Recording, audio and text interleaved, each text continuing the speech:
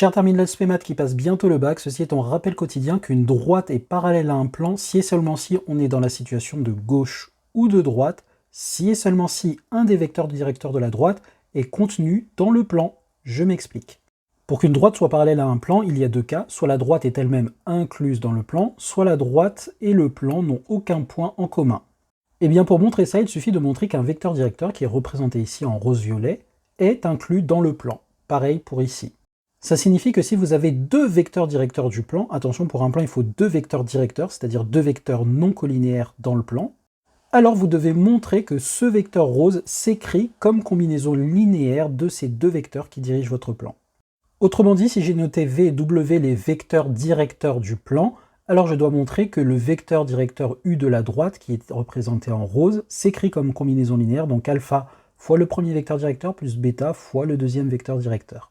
Je pose alpha et bêta, j'écris les coordonnées, je résous le système, et si ça me donne des valeurs de alpha cohérentes, c'est bon. S'il y a des contradictions, c'est que ce n'est pas possible, j'ai démontré que U n'est pas contenu dans le plan.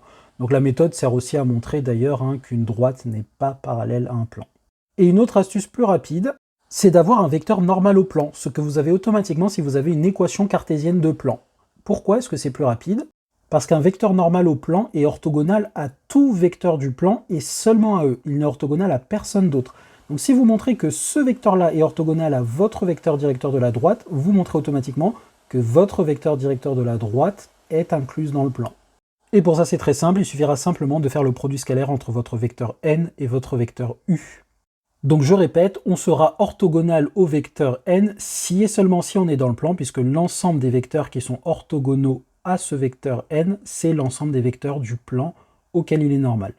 Et donc si le produit scalaire n'est pas nul, vous prouvez de ce fait que le vecteur n'appartient pas au plan.